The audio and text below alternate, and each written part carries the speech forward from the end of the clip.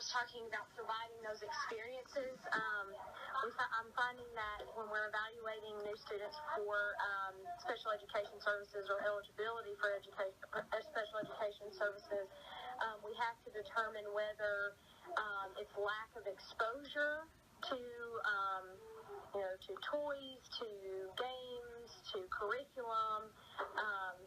And that's kind of a hard thing to decipher, is whether it's just lack of exposure, because a lot of our parents don't have the ability to take our kids, out into the community and do certain, go to the zoo and provide those sorts of experiences, and provide reading material for their kids, or even interactive games and toys that create early academic experiences.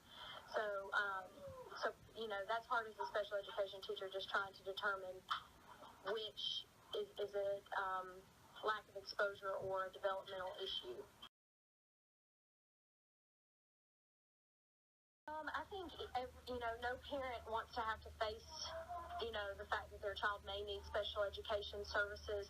I think there is a stigma that creates a mistrust, but I think, there has to be some positive conversations that go on in relationships between the parent and the teacher, and, but also providing, more advertisement for our services and what we do and what we're able to offer, and showing and allowing the parents to even maybe come in and see what we're able to offer, because I think in the past, special education has had a very negative stigma, especially to parents now, and special education is very different from what it used to be, and we're leaning more towards integration of students with disabilities and regularly developing peers, and so I think we just need to get that out there. We need to make it a more positive conversation than a negative one. This is a new classroom for me. My background is actually in inclusion, specifically with 4th and 5th grade. And my classroom this year is a 3- and 4-year-old preschool, as well as a pre-K inclusion class.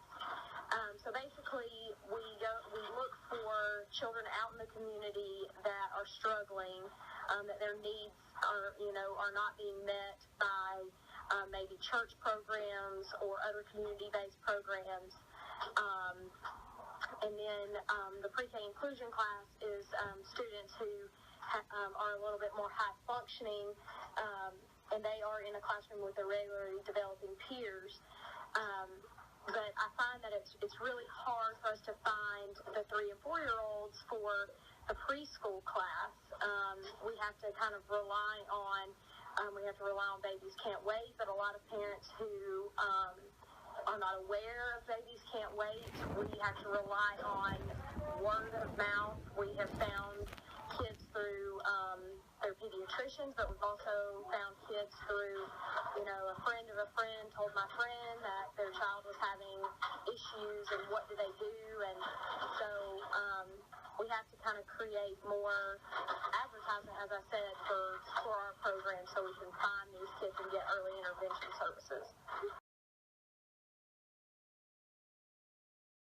Yeah, I think, it's really hard, trying to find that balance, because, we want to push and have high expectations for our kids, but, we also have to think about what is best for them.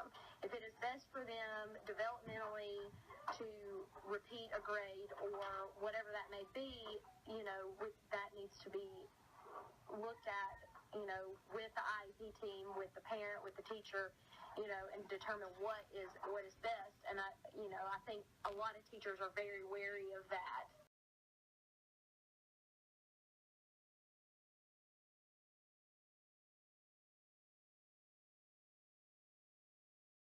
One of the things that's really important for us is to get information to the parents and the teachers. Because of the population we serve, there's not a lot of information that's available because it's such a new field of study. So we try to give parents information about outside resources of how they can get shelter and clothing and all those other things. But we also want to hook them up with educational resources like Emory and some of the things that they actually have to drive to Atlanta for. So do you think that getting to Atlanta for some of those things is a big problem? It is a problem. It's a huge problem. And the waiting list for, say, one of the centers there is 3 to 4 months. So if a kid has to wait, several months to get an appointment that he or she may need, what can you do in the meantime to see that that child is getting the things that they need, maybe through school or... One of the things that I really like about the Dalton system is that they work with Emory University, and we do a lot of Skyping. So this past week we finished up 3 months of Skyping with a language therapist. And so even though this specific child is not going to get to the center until the middle of summer, I already have a whole list of interventions that we can that we've been working on. We have a small population of kids that we work with, and we try to do a lot of one-on-one in the areas that they're deficit in. And for our kids, it's usually social skills and language. So once we have worked with them long enough that they're very competent, or we feel that they're competent enough to be successful, then they go into a gen ed classroom that may be with a para, and for a short period of time, so that the whole time they're experiencing success.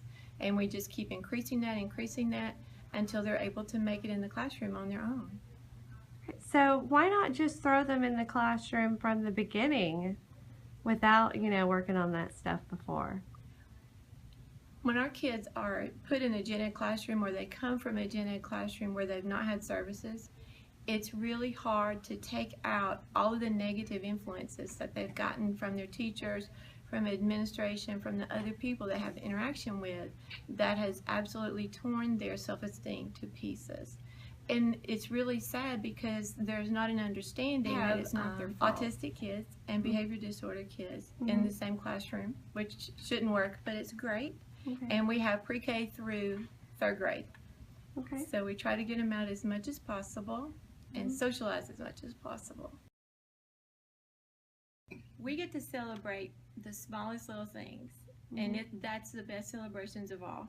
So whether it's potty training or learning to use a spoon or anything, we try to make everything a celebration, and we try to bring joy and fun into everything we do.